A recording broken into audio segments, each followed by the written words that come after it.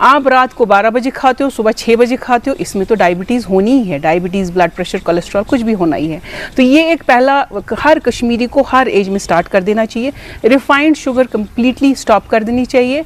Natural sugars में सिर्फ कभी कभी हम लोग स्टीविया की बात करते हैं, लेकिन as much as you want to stop honey वगैरह, आपको क्या पता है ओरिजिनल है या नहीं है। आप कितना भी ऑथेंटिक मान लो, हाउ डू यू नो, फिर भी आप वेरीफाई करना चाहते हो, आप कुछ खा लो, आप ब्लड शुगर चेक कर लो। अगर स्पाइक है तो of course it is not a natural form of sugar.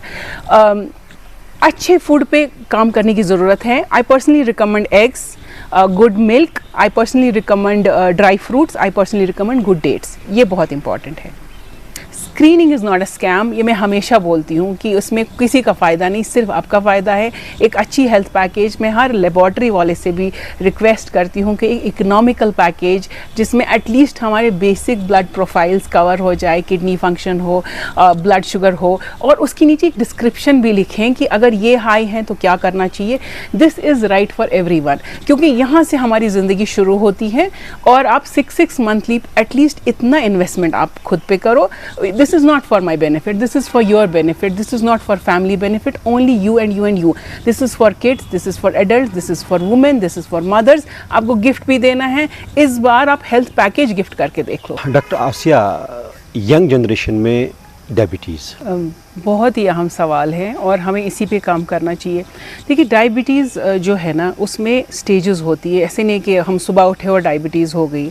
उससे पहले जो कहा जाता है कि नॉर्मल स्टेज होती है शुगर लेवल्स की, एक होती है प्री डायबिटीज़। अब इसको हम लोग ब्लड शुगर के हवाले से भी समझ सकते हैं, या हम लोग HbA1c एक लेवल देखते हैं जो जिससे हम डायग्नोज भी करते हैं। तो ये जो प्री डायबिटीज़ स्टेज होती है, ये 6 मंथ्स, 2 इयर्स, 3 इयर्स, 5 इयर्स तक भी हो सकती है। तो ये वाली स्टेज में इसको हम इंसुलिन रेजिस्टेंस स्टेज भी कहते हैं। आजकल के जो यंगस्टर्स हैं, ये इंसुलिन रेजिस्टेंस को समझने की ज़रूरत है, क्यों हो रहा है, चाहे वो यहाँ हो या कहीं भी हो। Lack of proper information is the first thing, lack of sleep, lack of proper nutrition, lack of water intake, lack of exercise and activity, ये सारी जो reasons हैं, and of course अगर family history है, and most importantly जो unnecessarily stress है।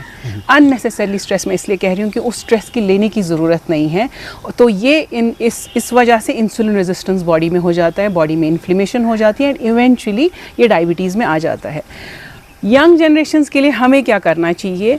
हमें I think school में इसकी अवेयरनेस करनी चाहिए। यंग हम नहीं बोलेंगे अब जो 16 के बाद आए, मैं कह रही हूँ 3 साल जो प्री नर्सरी शुरू होती हैं, प्लीज़ आप लंच बॉक्स पे काम करना शुरू कर दो। आप बच्चे को क्या दे रहे हो, आप बच्चे को कैसी अवेयरनेस दे रहे हो। बच्चे, mother, parents should understand the difference between a balance diet. कितना कार्ब ज़रूरत है, कार्बोहाइड्रेट ज़रूरत है, कितनी प्रोटीन ज़रूरत है, हर एज में मैटर करता है। टीचर्स को स्पेसिफिकली ये इस पे हेल्थ लेक्चर्स लेने की ज़रूरत है कि ताकि वो स्कूल में चेक कर सके कि मदर्स क्या भेज रही हैं, उसको करेक्ट कर सके। जैसे हम लोग बाकी चीज़ों में होमवर्क में करेक्शन करते हैं, ये नोट भी होना चाहिए, बहुत सारे स्कूल्स में शायद हो रहा हो ऑलरेडी, कि आप अपने बच्चे को हेल्दी नहीं दे रहे हैं।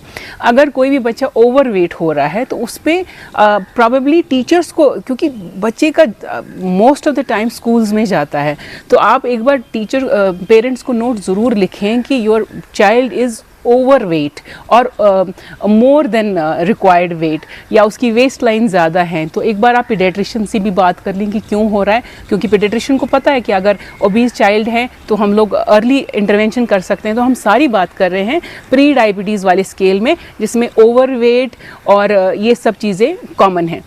एक इम्पॉर्टेंट है, मुझे ऐसा पर्सनली लगता है, मैंने कहीं सुना भी था कि जो हमारे बार्बर्स होते हैं जो बाल काटते हैं, हमें उनको ये ड्यूटी देनी चाहिए कि अगर किसी की भी नेक पे, not adults, not kids, but anyone, आपको ब्लैक मार्क ज़्यादा दिख रहे हैं, तो that's a very sign of insulin resistance and pre diabetes.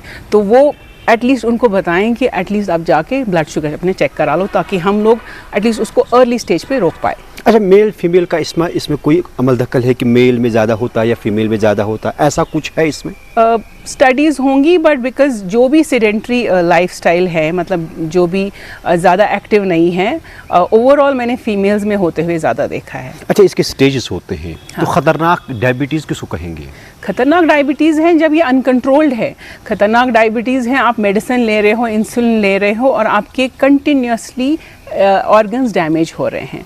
सो हम लोग, हमारे लिए ख़तरनाक तो सारे ही स्टेजेस ऑफ डायबिटीज़ हैं, क्योंकि अगर ये कंट्रोल नहीं है, आपकी बॉडी डैमेज हो रही है, आइज़ डैमेज हो रही है, नर्व्स डैमेज हो रही है, और ये डैमेज उस वक्त नहीं पता चलता। It will take 5 years, 15 years, 20 years time to get into final complication, जैसे नेफ्रोपैथी हो गई, आइज़ की प्रॉब्लम आपको पता है होती है, नर्व्स की प्रॉब्लम है, नर्व्स में तो लेग पेन जाता ही नहीं है। That is the advance stage of diabetes. Doctor, आपसे पहले ही कहा जाता है कि शुगर की बीमारी है या बादशाह की बीमारी है, लेकिन अब जो हमारा तर्ज ज़िंदगी है वो बदल रहा है, कश्मीर में ख़ासकर।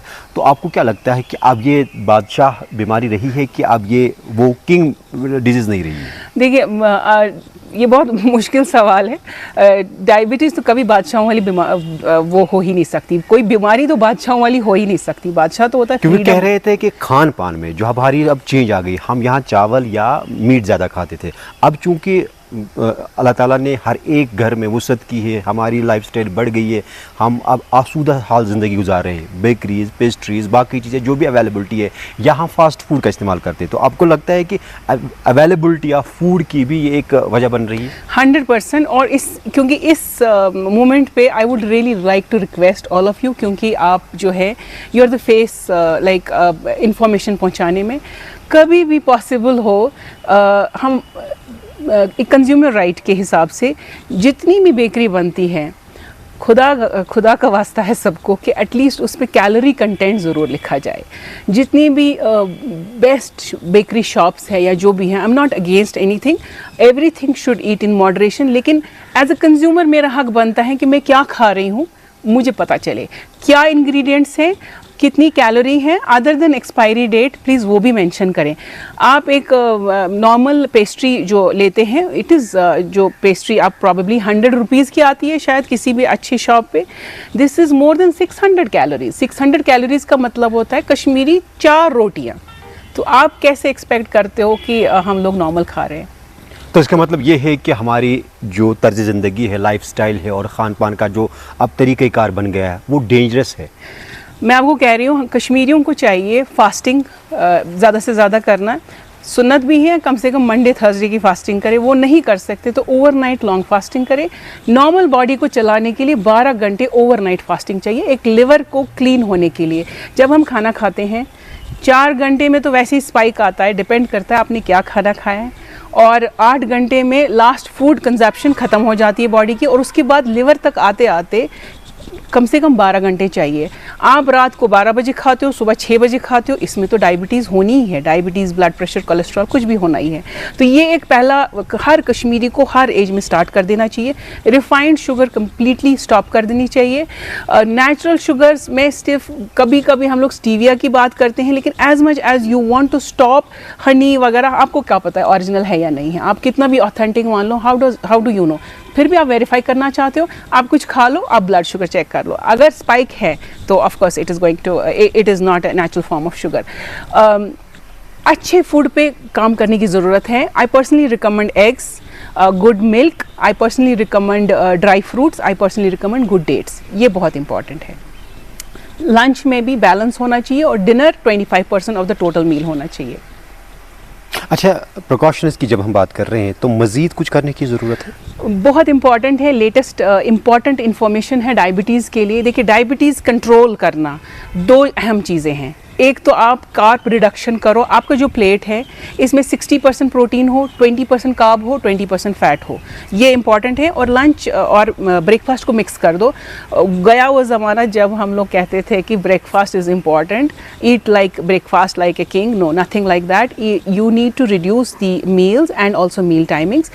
और मोस्ट इम्पॉर्टेंटली आप कुछ भी खाओ, स्पेसिफिकली डायबिटीज़ के लिए मैं कह रही हूँ, आप खुद देखो आपको कितनी फ़र्क पड़ेगी इंशाल्लाह। आप खाना खाते हो 3 मील्स खाते हो, उसके बाद आप बैठो नहीं, 10 मिनट वॉक करो। 10 मिनट वॉक से क्या होगा, जब आपकी जो ये ग्लूकोज कंजप्शन है बॉडी में एक ही जगह पेट पे नहीं रहेगी और हाई शुगर नहीं होगी, ये मुख्तलिफ मसल्स से यूटिलाइज होगी। एंड आप एक बार बिना चले ब्लड शुगर करो, एक बार आप सेम खाना खाओ और 10 मिनट वॉक करके देखो, 100 पॉइंट्स रिडक्शन होगी या 50 पॉइंट्स रिडक्शन होगी। हर मील के बाद ये करो, इंशाल्लाह बहुत फ़ायदा होगा। Second thing is muscle building. Food का मैंने बताया। Second is muscle building. किसी भी एज में मसल बिल्ड होना ज़रूरी है। अगर मुश्किल है एक्सरसाइज करना, एटलीस्ट थाइज़ मसल्स आप डेवलप करो। जो लोग हेल्दी हैं उठक बैठक भी कर सकते हैं, उससे भी थाइज़ मसल्स डेवलप होती हैं। सीढ़ियाँ स्टेप्स चढ़ने से भी थाइज़ मसल डेवलप होती हैं। जो लोग नहीं कर पा रहे हैं या मुश्किल है तो वॉक करके भी एटलीस्ट थाइज़ मसल्स पे ज़्यादा से ज़्यादा काम करें। आप देखें कि कितना आराम होगा इंशाल्लाह। This is other than the medication, continuous medication what you are taking. मैं आपको सच बात बताऊं, जेनेटिक होता है टेक्निकली कि अगर जिस वक्त बच्चा पैदा हुआ माँ बाप को ऑलरेडी डायबिटीज़ है, माँ बाप को ऑलरेडी हाई ब्लड प्रेशर है, तो उसको जेनेटिक कहते हैं। ये नहीं कि उसकी 70s में हो गया तो हम उसको जेनेटिक कहेंगे, वो जेनेटिक नहीं होता है। जेनेटिक होता है जब बच्चे पैदा होते हैं और ऑलरेडी माँ या बाप में से किसी को डायबिटीज़ हो, तो उसकी चांसेस होते हैं। मैं आपको सच्ची बात बताऊं, because I am into this practice and diabetes is anybody's bread and butter. अगर हम लोग ज़्यादा कोशिश करें इसको कंट्रोल करने की और इसको रोकने की, हम अपनी कंट्री को भी बचा सकते हैं। टचेबल डिजीज़ तो नहीं है? टचेबल तो बिल्कुल नहीं है, और मुझे ऐसा लगता है कि हमें अपनी किचन को बेहतर करना चाहिए। ये तो बिल्कुल ही अजीब सी बात है। हमें बेहतर अवेयरनेस देनी चाहिए डायबिटीज़, ब्लड प्रेशर और कोलेस्ट्रॉल के बारे में, और किसी भी कैंसर के बारे में। हमें पूरा हक है अच्छे से ज़िंदगी गुजारने का। बहुत सिंपल है, मसल बिल्डिंग करो और अपना blood check every 3 monthly, 6 monthly, yearly, जो भी पॉसिबल है।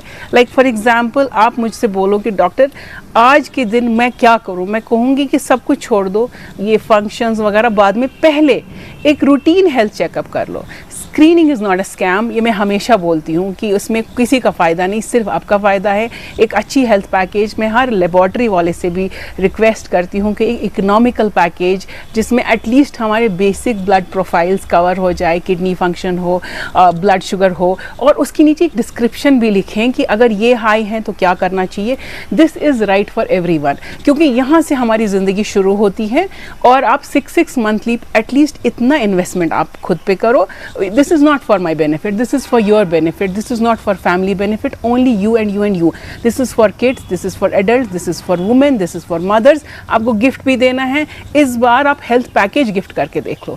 I mean, I literally request all the laboratory जितने भी ये हैं कि एक इकोनॉमिकल गिफ्ट हेल्थ पैकेज का वो करें। Let people know where they are, and I am sure most of the people are in pre diabetic range. मेरी लाइफ का इम्पॉर्टेंट मैसेज जो मैं रोज़ बोलना चाहूँगी, कोई भी परेशानी हो, smile. First important thing is smile, even if you don't want to smile, क्योंकि आप जब स्माइल करें तो ना आपकी ये मसल्स जो है न्यूरो ट्रांसमीटर्स रिलीज़ करते हैं, वो ब्रेन को बोलते हैं सब ठीक है। जब ये ठीक हो जाए तो सेकेंड सिचुएशन, पहली फुर्सत में हेल्थ चेकअप करा लो।